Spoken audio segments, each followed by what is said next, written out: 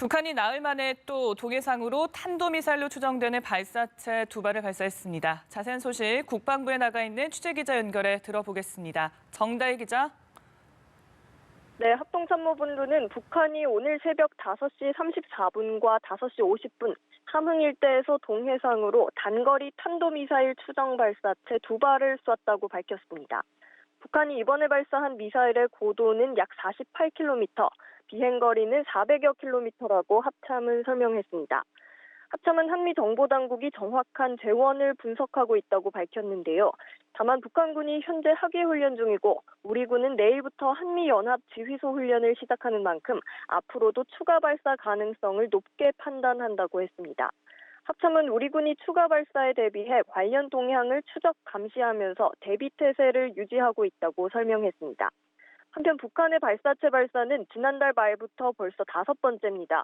지난달 25일부터 오늘까지 짧게는 사흘, 길게는 엿새 간격으로 단거리 탄도 유도 미사일을 발사하고 있습니다. 네, 이번 발사는 어제 한미 국방장관 회담이 열린 직후에 이뤄졌는데 북한의 의도는 어떻게 볼 수 있겠습니까? 네, 이번 발사는 하반기 한미연합연습을 겨냥한 무력 시위로 보입니다.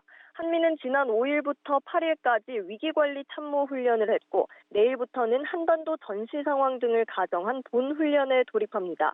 특히 어제 한미 국방장관이 회담을 한 만큼 북한의 이번 발사는 미국에도 경고성 메시지를 던진 것으로 풀이됩니다. 다만 트럼프 대통령은 미국을 직접 위협하지 않는 단거리 발사에 대해선 크게 신경 쓰지 않겠다는 태도를 보여왔죠.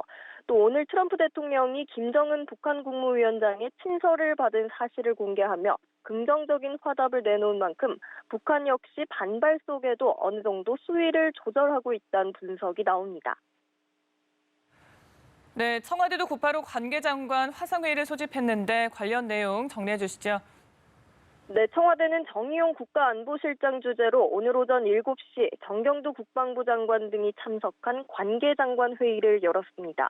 신속한 대응을 위해 군사작전을 주로 다루는 국가지도통신망을 거쳐 화상회의로 열렸습니다.